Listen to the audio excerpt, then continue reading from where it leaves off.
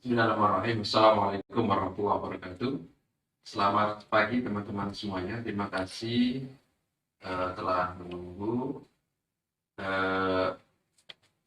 Tentu setelah kami melakukan kegiatan tangkap tangan, ada proses panjang setelahnya ya.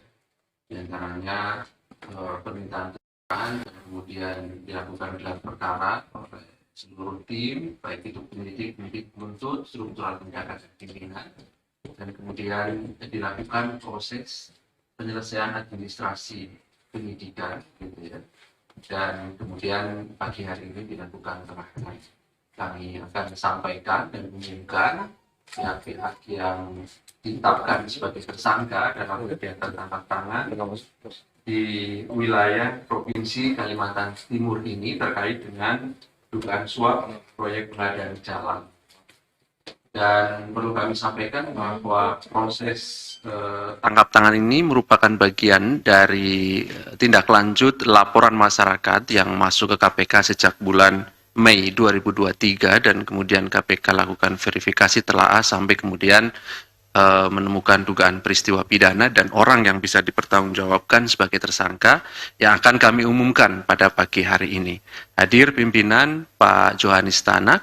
Dan tentu nanti setelah poin-poin ini dibacakan, kami akan tunjukkan juga barang bukti dalam kegiatan tangkap tangan, serta kami persilahkan pada teman-teman untuk bertanya lebih lanjut terkait dengan materi perkara yang akan nanti disampaikan, termasuk perkara-perkara yang lain juga kami beri kesempatan teman-teman untuk bertanya lebih lanjut, bila ada tentunya. Baik, kami silakan Pak Johanis Tanak untuk membacakan beberapa poin-poin dari perkembangan kegiatan tangkap tangan di wilayah Kalimantan Timur dimaksud. Terima kasih Pak Ali. Assalamualaikum warahmatullahi wabarakatuh. Selamat pagi teman-teman semua. Pada pagi yang indah ini, kami akan menyampaikan pengumuman dan penahanan para tersangka kegiatan tangkap tangan terkait dugaan tindak pidana korupsi berupa suap dalam proyek pengadaan jalan di wilayah Kalimantan Timur tahun 2023. Pada hari ini, hari Sabtu tanggal 25 November 2003, kami menyampaikan perkembangan informasi dalam kegiatan tangkap tangan dugaan tindak pidana korupsi berupa suap dalam proyek pengadaan jalan di wilayah Kalimantan Timur tahun 2023. Saat dilakukannya kegiatan tangkap tangan ini, tim KPK mengamankan 11 orang pada Kamis 23 November 2023 yaitu di wilayah Kalimantan Timur sebagai berikut. Pertama, RF, Kepala Satuan Kerja BBPJN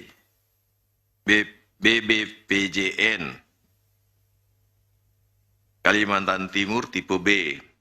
Kemudian yang kedua RS, Pejabat Pembuat Komitmen pada pelaksanaan Jalan Nasional Wilayah 1 Kalimantan Timur.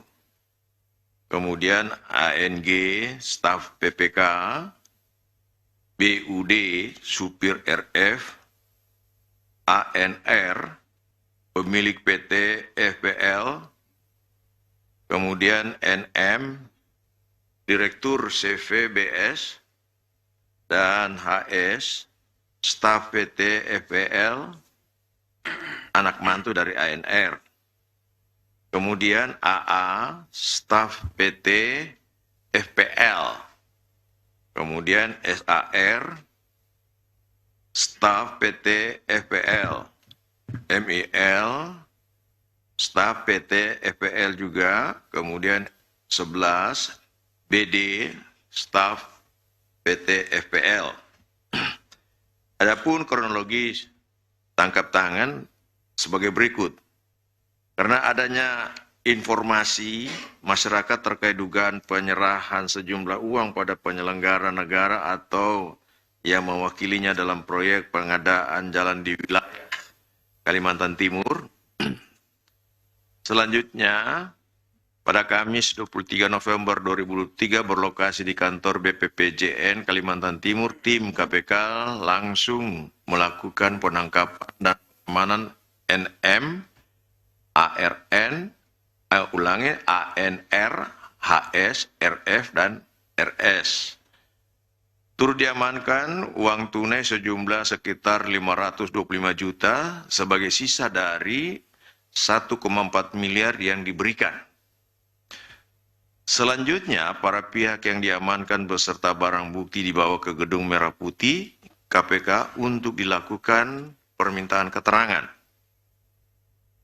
Pelaporan masyarakat yang diterima KPK mengenai dugaan tindak pidana korupsi dan kemudian dilakukan telaahan serta berlanjut ke tahap penyelidikan hingga didapatkan bukti permulaan yang cukup, KPK lalu meningkatkan status perkara ini ke tahap penyidikan dengan menetapkan dan mengumumkan tersangka yang terdiri dari NM, Direktur CVBS, kemudian ANR, pemilik PT FPL, kemudian HS, staf PT FPL, RF, Kepala Satuan Kerja BPPJN, pelaksana Kalimantan Timur tipe B, kemudian RS, pejabat pembuat komitmen pada pelaksanaan Jalan Nasional Wilayah 1 Kalimantan Timur. Adapun konstruksi perkara dugaan telah terjadi sebagai berikut. Sebagai salah satu unit pelaksana teknis, UPT Direktorat Jenderal Bina Marga Kementerian Pekerjaan Umum dan Perumahan Rakyat, BPPJN Kalimantan Timur, memiliki tanggung jawab dalam penyelenggaraan jalan nasional di Provinsi Kalimantan Timur. Lingkup wilayah kerja BPPJN Kalimantan Timur diantaranya Kabupaten Pasir, Kabupaten Penajam Pasir Utara. Kemudian di tahun 2023 sesuai dengan e-katalog dianggarkan dana yang bersumber dari APBN untuk pengadaan jalan nasional wilayah 1 di Provinsi Kalimantan Timur, diantaranya peningkatan jalan Simpang Batu Laburan dengan nilai 49,7 miliar dan preservasi jalan Kerang Lolo Waro dengan nilai 1,1 miliar. Untuk kedua proyek tersebut, RS ditunjuk selaku Kepala Satuan Kerja BPPJN Kalimantan Timur tipe B dan RS ditunjuk selaku PPK. Agar dapat dimenangkan dalam proyek tersebut, NM, ANR, dan HS melakukan pendekatan termasuk komunikasi yang rutin pada RS dengan janji dan kesepakatan adanya pemberian sejumlah uang. Atas tawaran tersebut, RS menyampaikan pada RF dan RF menyetujui kesepakatan tersebut. RF memerintahkan RS untuk memenangkan perusahaan NM, ANR, dan HS diantaranya dengan memodifikasi dan memanipulasi beberapa item yang ada di aplikasi e-katalog LKPP. Untuk besaran pembagian uang, RF mendapatkan 7%, RS mendapatkan 3% sesuai dengan nilai proyek. Sekitar Mei 2023, NM, ANR, dan HS memulai pemberian uang yang secara bertahap bertempat di kantor BPPJN Wilayah 1 Kalimantan Timur hingga mencapai sejumlah sekitar 1,4 miliar dan digunakan diantaranya untuk acara Nusantara Sale 2023. Temuan uang dimaksud menjadi bukti permulaan awal pengembangan lebih lanjut. Untuk kepentingan dan kebutuhan penyidikan, penyidik melakukan penahanan para tersangka untuk 20 hari pertama terhitung mulai tanggal 24 November 2023 sampai dengan 13 Desember 2023 di rutan KPK. Tersangka NM, ANR, dan HS sebagai pihak pemberi disangkakan melanggar pasal 5 ayat 1 huruf A atau B atau pasal 13 Undang-Undang Nomor 31 Tahun 99 tentang Pemberantasan Tindak Pidana Korupsi sebagaimana telah diubah dengan Undang-Undang Nomor 20 Tahun 2001 tentang perubahan atas Undang-Undang Nomor 31 Tahun 99 tentang Pemberantasan Tindak Pidana Korupsi junto pasal 55 ayat 1 ke 1 KUHP. Sedangkan tersangka RF dan RS sebagai pihak penerima disangkakan melanggar pasal 12 huruf A atau B atau pasal 11 Undang-Undang 31 tahun 99 tentang pemberantasan tindak pidana korupsi sebagaimana telah diubah dengan Undang-Undang Nomor 20 tahun 2001 tentang perubahan atas Undang-Undang Nomor 31 tahun 99 tentang pemberantasan tindak pidana korupsi junto pasal 55 ayat 1 ke 1 KUHP. Demikian yang dapat kami sampaikan. Pengumuman dan penahanan para tersangka dimaksud. Terima kasih.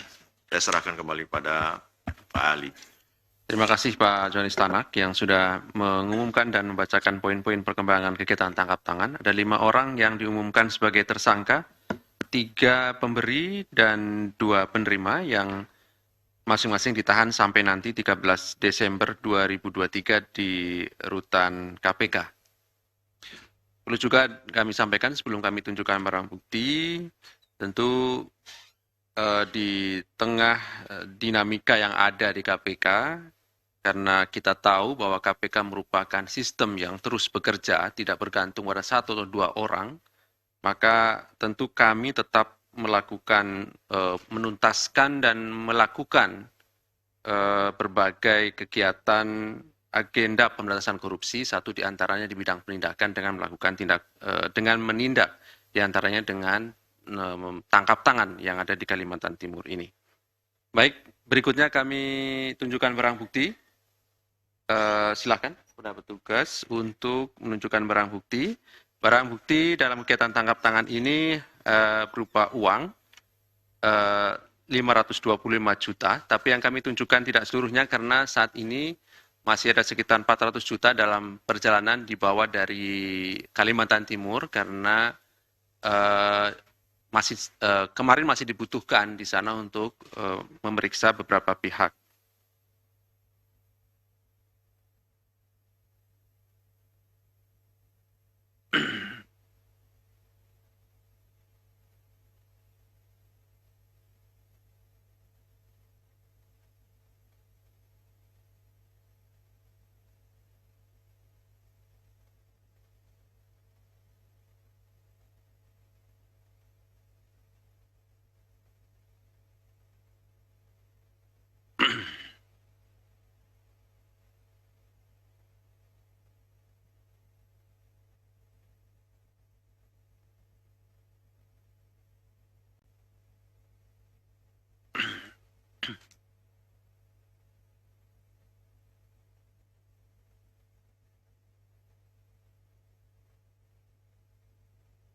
Oke, cukup?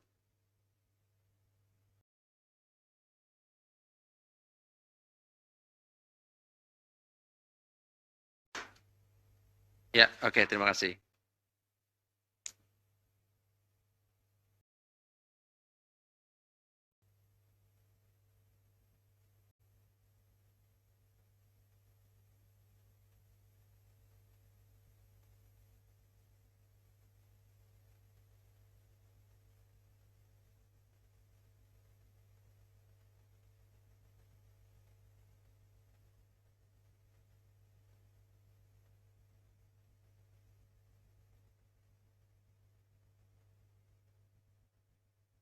Baik, terima kasih, Mas. Silakan, 3 orang penanya. Oke, 1, Kemudian sebelah kiri saya ada. Oke, dua. Oke, dua dulu ya. Silakan, Mas Mario. Ya, terima kasih. Saya Mario, Metro TV. Ya, terkait kasus ini yang saya inginkan tanyakan bahwa pertama, salah satu dari pihak swasta ini, rekanan ini, merupakan orang atau bagian dari atau orang kepercayaan dari Wali Kota Balikpapan, yaitu lalu Mahsud yang juga merupakan kakak kandung dari Abdul Ghafur, Bupati Penajam, mantan Bupati Penajam Pasir Utara. Nah, apakah memang ada kaitannya antara kasus sebelumnya dengan kasus yang saat ini terjadi? Nah, kemudian ini melibatkan proyek pembangunan jalan, dan KPK ini kali kedua yang melakukan OTT yang berkaitan soal balai pembangunan jalan. Dulu kasus Damayanti, kita tahu itu melibatkan pembangunan proyeknya itu berkaitan soal dana aspirasi. Pertanyaan saya, apakah pembangunan proyek jalan ini ada juga kaitannya dengan adanya aspirasi-aspirasi dari DPR pusat? Ya, yang sebelumnya kan juga melibatkan para petinggi PUPR pusat atau DPR. Apakah kasus ini ada kaitannya dengan hal tersebut? Itu dulu. Buat yang lain gimana? Ya minimal ya, hari ini kan tadi malam diteken soal pemberhentian Pak Firly sebagai ketua dan menunjuk PLT Pak Nawawi. Bagaimana tanggapan dari KPK? Terus juga saya mau menanyakan soal update dari kasus APD. Sebelumnya kan udah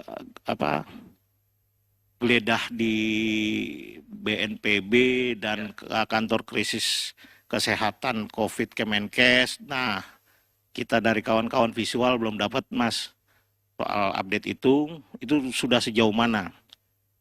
Nah, untuk kasus lain sebelumnya terkait kasus BPK Sorong, yang saya ingin tanyakan, saya mendapatkan informasi adanya sejumlah pemblokiran dan salah satunya atas nama FJH yang merupakan tenaga ahli DPR yang diduga menampung dugaan aliran dana dari PL. Dan pemblokiran sudah dilakukan atas permintaan KPK dan dilakukan pemblokiran oleh PPATK bersama Kepala Bank BNI cabang gedung DPR. Bisa dijelaskan berapa besarnya sih aliran dana ke rekening FJH yang merupakan staf ahli DPR tersebut sehingga harus diblokir? Itu dulu, Mas. Oke, udah malam, saya puyeng mau nanya apa, banyak banget tadi padahal. Silakan, Mas. Assalamualaikum, izin Mas Ali, Pak Tanak. Ini kan terkait mudahnya pihak swasta mengiming-imingi atau meminta proyek di proyek jalan di Kaltim ini. Apakah sebelumnya juga pernah terjadi hal serupa dan akan didalami atau tidak? Terkait kasus lain, Pak? Ya, silakan. Dalam penyidikan kasus Tukin SDM yang sekarang berjalan kan di penyidikan pernah ada aliran uang ke BPK 1,3 miliar, itu kan tidak ada di dakwaan, Pak. Apakah salah satunya karena auditornya saat itu yang sekarang menjadi ketua BPK, Pak? Terima kasih.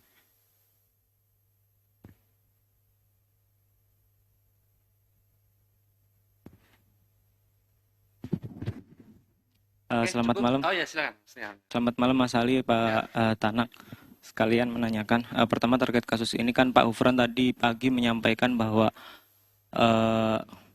beliau menduga, KPK menduga atau bahkan meyakini kemungkinan ini bukan pemberian yang pertama gitu. Artinya apakah sebelumnya di proyek-proyek yang lain para pelaku ini juga melakukan perbuatan yang sama kayak gitu? Ya mungkin dengan bendera yang berbeda gitu ya, dengan perusahaan-perusahaan lain. Terlebih ada kedekatan dengan salah satu pejabat juga tadi disampaikan oleh Bang Mario. Kemudian sekalian ya Mas, soal yang kelembagaan ya gitu. Ini kan Kepres sudah diterbitkan dan Pak Firly sudah diberhentikan kayak gitu sementara. Nah, pertanyaannya yang pertama, kapan KPK akan memutus akses Pak Firly ke kantor kayak gitu? Karena udah nonaktif kan statusnya gitu. Kedua, karena udah nonaktif berarti nanti KPK apakah akan tetap memberikan bantuan hukum atau bagaimana gitu? Karena kemarin kan Pak Alek bilang memberikan bantuan hukum melalui tim biro hukum selama yang bersangkutan masih pegawai gitu kan. Kemudian selanjutnya kemarin malam kan Pak Tanak menyampaikan bahwa Pak Firly masih mengikuti ekspos gitu ya, masih mengikuti gelar perkara di KPK gitu. Sementara waktu itu status tersangkanya sudah diumumkan oleh Polda Metro Jaya gitu. Ya pertanyaannya kalau secara keabsahan hukum mungkin ya KPK udah berulang kali menjelaskan bahwa secara posisi sebagai pegawai dan ketua masih sah karena waktu itu belum terbit Kepres ya gitu. Tapi secara etik, tapi ini bukan etik yang di Dewas gitu ya, bukan etik yang tertulis di aturan Dewas gitu. Secara etik bagaimana sih maksudnya? Apakah pantas kayak gitu? Maksudnya orang yang statusnya tersangka juga memutuskan ya gitu nasib perkara tersangka atau memutuskan status tersangka orang lain. Ya paling nggak publik pengen tahu ya gitulah maksudnya standar etiknya KPK dalam hal seperti ini kayak gimana. Mungkin itu dulu, terima kasih. Cukup ya. Baik, terima kasih. Kami silakan Pak. Baik, terima kasih Bang Mario atas pertanyaannya mengenai orang kepercayaan wali kota Balikpapan, apa ada kaitannya dengan perkara sebelumnya dan seterusnya. Ya kalau kita melihat penanganan perkara ini baru dilakukan penangkapan dan baru awal pemeriksaan, tentunya nanti tim penyidik akan mendalami sampai sejauh mana ada keterlibatan pihak ketiga lagi, termasuk pejabat-pejabat lain seperti wali kota yang dimaksudkan tadi, ataupun bupati yang merupakan bagian dari keluarga para tersangka tadi. Nah ini nanti didalami, kita berharap kalau memang ada keterlibatan mereka, tentunya kita tidak bisa mengabaikan. Kita tinggal melihat apakah keterlibatan itu dia terkait dengan menerima suap atau dalam bentuk gratifikasi. Nah kalau itu memang kualifikasinya seperti itu, tentunya kita juga akan melakukan tindakan hukum, menyikapi yang nantinya tentunya akan ditetapkan juga sebagai tersangka. Kita nanti lihat perkembangan bagaimana hasil pemeriksaan selanjutnya, begitu Bang Mario. Kemudian pemberhentian Pak Firly dan ditunjuk Pak Nawawi. Nah, pemberhentian sendiri kami belum terima. Kami juga baru mendapatkan informasi dari teman-teman media. Mudah-mudahan hari Senin kami sudah mendapatkan surat keputusan pemberhentian Pak Firly sebagai pemberhentian sementara sebagai ketua.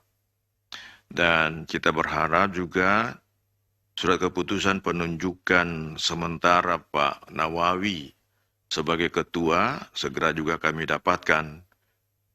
Ini tidak terlepas dengan kaitan pertanyaan teman kita yang berkaitan dengan Pak Firly, bahwa saya memberikan informasi beliau masih mengikuti rapat ya pertemuan terkait dengan ekspos yang sedang dilakukan. Nah, memang kalau kita melihat peraturan perundang-undangan, setiap pejabat negara itu dapat diberhentikan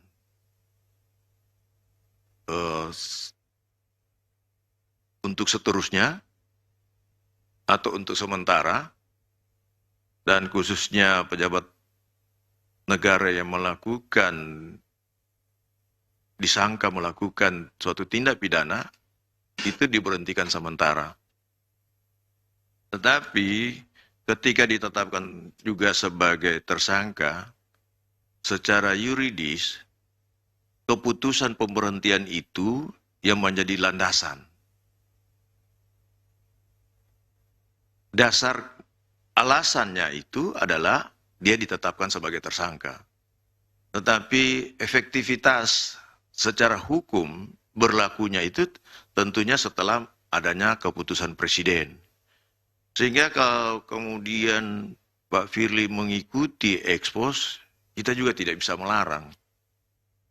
Karena beliau juga belum mendapatkan surat keputusan pemberhentian. Nah, sahnya suatu pemberhentian tentunya ada berdasarkan adanya suatu keputusan, yaitu suatu keputusan pemberhentian yang ditetapkan oleh presiden.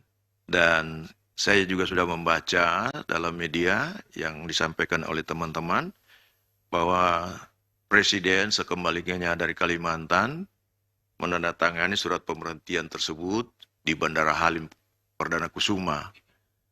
Dengan demikian, secara hukum, menurut hukum administrasi, pada saat itu sudah sah pemberhentiannya untuk sementara, sambil menunggu proses perkembangan penanganan perkaranya sampai dengan ada putusan pengadilan yang berkekuatan hukum tetap tentunya.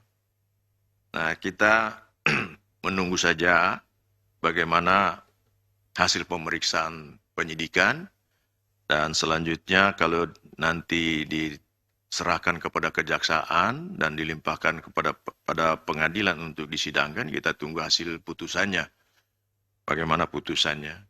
Dan yang tentunya putusan yang berkekuatan hukum tetap. Nah, ketika putusan sudah berkekuatan hukum tetap, bagaimana apakah nanti memang terbukti? Kalau memang terbukti tentunya Presiden akan mengeluarkan keputusan pemberhentian secara pemberhentian tetap, tidak lagi sifatnya sementara. Saya kira itu mengenai kasus APD sejauh mana update. Ini juga saya juga belum dapat laporan juga bagaimana. Nah, nanti kalau misalnya Pak Ali ada mendapatkan informasi, laporan perkembangannya, nanti Pak Ali yang kemudian menjelaskan. Begitu juga dengan pemblokiran. Pemblokiran ini selalu dilakukan manakala ada hubungannya terkait dengan penanganan suatu perkara. Tidak dilihat besarnya dana, tapi dilihat bagaimana hubungan hukum antara dana yang masuk di bank itu dengan pelaku tindak pidana. Nah, apakah ada hubungannya uang hasil korupsi dengan uang yang ada di dalam satu rekening bank milik orang pihak ketiga? Tentunya kalau ada hubungannya dilakukan pemblokiran untuk selanjutnya dilakukan pemeriksaan lebih mendalam yang nantinya akan disita manakala memang dapat dibuktikan dalam proses persidangan nanti. Kemudian, apakah ada tenaga ahli dari DPR yang diduga ikut terlibat? Nah, ini juga saya kira sepanjang memang itu DPR terlibat, pasti juga akan diproses lebih lanjut. Tapi nanti Pak Ali mungkin yang lebih tahu informasi lebih mendalam, nanti Pak Ali juga jelaskan. Sedangkan pihak swasta meminta terkait dengan tukin ini, tukin di Kementerian BUMN ya, Kementerian ESDM, aliran ke BPK, saya kira ini juga lagi dalam proses ya, proses sidang. Kalau kemudian ini memang ada aliran dananya, jadi walaupun dia tidak dituangkan dalam BAP, tapi bisa saja ada keterangan saksi yang mengungkap bahwa adanya aliran dana ke BPK, maka ini tidak menutup kemungkinan apakah berupa perintah hakim untuk melakukan pemeriksaan atau atas inisiatif dari penyidik karena adanya indikasi aliran dana ke BPK, tentunya itu akan juga didalami nantinya secara hukum. Kemudian KPK menduga ada perusahaan-perusahaan yang kaitannya dengan pejabat. Nah, kalau ada kaitan-kaitan dengan pejabat, saya kira tidak ada masyarakat Indonesia yang kebal hukum, karena negara Indonesia adalah negara hukum sebagaimana diamanatkan dalam Undang-Undang Dasar 1945. Nah, kemudian apakah KPK akan memberikan bantuan hukum kepada Pak Firly? Yang setahu saya Pak Firly sudah punya pengacara sendiri juga. Jadi dia pasti akan menggunakan pengacara yang dia sudah tunjuk. Kalau mengenai apakah KPK akan memberikan bantuan, ini tentunya tidak diputuskan oleh satu pimpinan. Karena pimpinan di KPK kan ada 5, dan sekarang tinggal 4, tetap sifatnya dalam pengambilan keputusan adalah kolektif, kolegial. Nah, kalau kemudian ada pimpinan yang mengatakan bahwa akan memberikan bantuan hukum, ya itu nanti akan dipertimbangkan kembali berdasarkan hasil rapat bersama dan diputuskan bersama oleh pimpinan. Karena pimpinan di KPK adalah bersifat kolektif, kolegial. Saya kira itu yang sementara yang bisa saya sampaikan, nanti dilengkapi oleh Pak Ali. Silakan, Pak.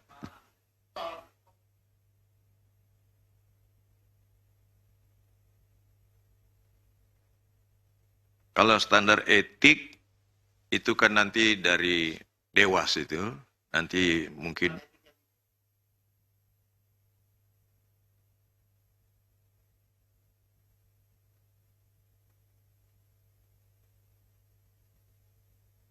enggak, kalau berkaitan dengan kode etik itu adalah kewenangan Dewas. Kalau kemudian apakah masih memberikan informasi terkait dengan menurut tadi bahwa Pak Firly kan sudah jadi tersangka, tapi belum ada keputusan presiden, kemudian ikut memutus suatu proses hukum di mana dalam proses ekspos, kemudian beliau juga ikut memutus. Itu yang saya sudah katakan tadi, bahwa pemberhentian Pak Firly itu akan sah menurut hukum pada saat ada keputusan presiden. Baru sah menurut hukum. Sah menurut hukum beliau sebagai tersangka, tapi kapan dia berstatus tidak sah sebagai ketua atau sebagai pimpinan KPK, itu berdasarkan keputusan presiden. Jadi ini dua hal yang berbeda, dua hal yang terpisah. Presiden akan memutus pemberhentian sementara. Alasannya apa? Alasannya karena beliau sebagai tersangka dalam proses perkara yang sedang ditangani. Dasar hukumnya apa? Dasar hukumnya ada dalam Undang-Undang KPK itu sendiri di pasal 32. Saya kira begitu.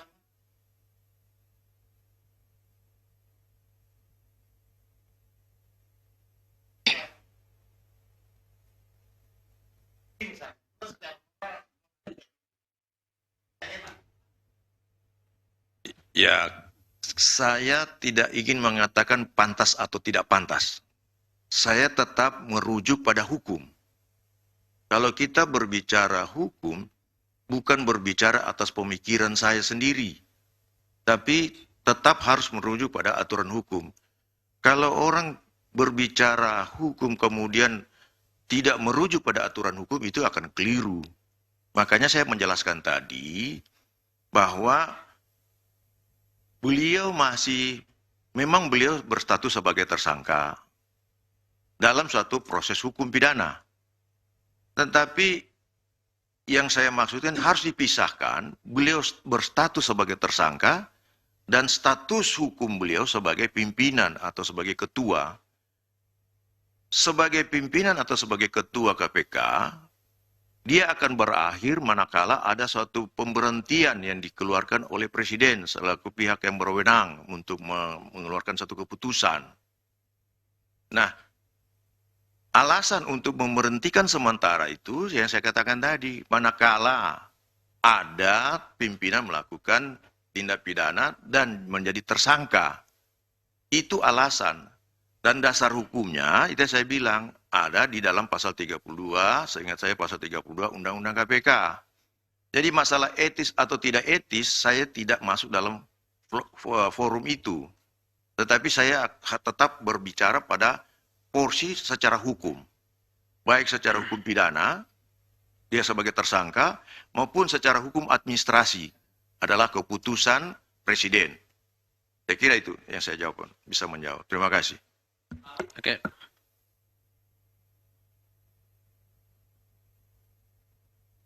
Ya, pemutusan akses sejak adanya keputusan Presiden, maka akses beliau sebagai pimpinan atau sebagai ketua itu terputus untuk sementara waktu sampai dengan proses hukum selesai. Begitu. Ya, sebagai pimpinan saya bilang. Itu seperti katakan tadi, karena beliau sudah secara hukum, beliau tidak punya kewenangan lagi, tentunya secara hukum karena beliau sudah diputus, ada keputusan Presiden memberhentikan sementara, berarti segala kewenangan-kewenangan yang ada beliau sebagai pimpinan itu berakhir sementara ini, sementara dalam proses pemeriksaan di pengadilan, proses penyidikan sampai dengan ada putusan yang mempunyai kekuatan hukum tetap. Kalau ke kantor sah-sah saja, karena dia kan hanya diberhentikan sementara, tentunya dalam kedudukan beliau tugas dan kewenangannya itu diberhentikan, tidak boleh dia mengambil keputusan apapun juga. Saya kira begitu.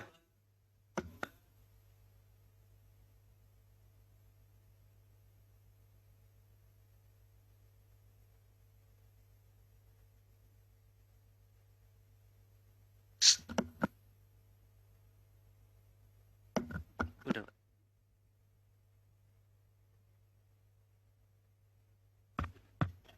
Sebagai warga negara tentunya kita taat hukum. Kalau proses hukum seperti itu kita ikuti. Ya kan? Jangan kita memanggil dan memeriksa orang, memintain keterangan orang lain dalam perkara ini atau dalam perkara-perkara lain yang ditangani oleh KPK. Kemudian ada APH lain juga akan meminta keterangan. Kita harus patuhi agar suatu perkara dapat diungkap dengan jelas, sehingga ada suatu kepastian hukum bagi aparat penegak hukum, dalam hal ini Polda Metro, dalam mengungkap satu perkara tindak pidana korupsi. Saya kira begitu. Baik, terima kasih Pak Joris. Saya kira cukup teman-teman ya. Tadi pertanyaan terkait dengan perkara APD di Kementerian Kesehatan, sebagaimana yang sudah kami sampaikan kan masih berproses ya.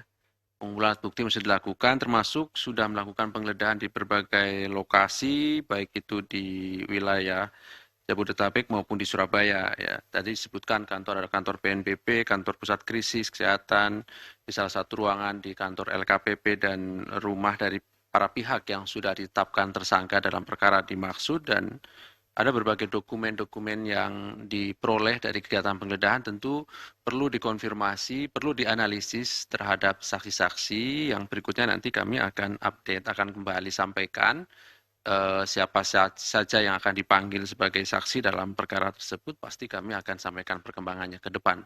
Yang pasti bahwa proses penyidikan perkara ini masih terus kami lakukan. Begitu ya, Mas Mario?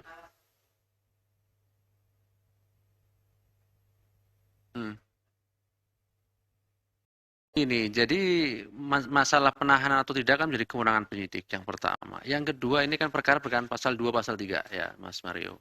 Tentu ada proses panjang. Penanganan perkara, pasal suap seperti tangkap tangan misalnya. Kalau tangkap tangan, pasti dalam 1/24 jam kami harus menentukan sikap. apakah ada pihak bisa ditanggungjawabkan sebagai tersangka atau tidak. Seperti hari ini, kemarin kami lakukan tangkap tangan sampai jam 7 malam sekitar itu, sehingga pada waktu yang sama kami harus tetapkan tersangka dan kami sudah umumkan pada pagi hari ini.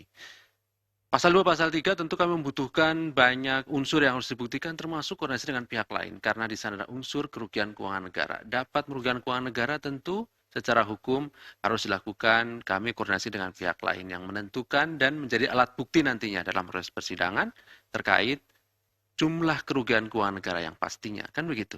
Oleh karena itu, para tersangka ketika dipanggil statusnya sebagai saksi ataupun sebagai tersangka tentu kami akan terus dalami di sana untuk membuktikan unsur-unsur dimaksud. Ketika nanti cukup termasuk kami mendapatkan alat bukti ataupun keterangan ahli, keterangan tentang kerugian keuangan negaranya sudah kami peroleh, pasti kemudian semuanya kami lakukan penahanan terhadap para tersangka yang sudah ditetapkan. Jadi penanganannya memang berbeda ya, strateginya tentu berbeda. Oke, saya kira cukup ya Mas Surya, cukup jelas apa yang sudah kami sampaikan. Terima kasih sekali lagi kehadiran sampai pagi hari ini. Kami akhiri. Assalamualaikum warahmatullahi wabarakatuh.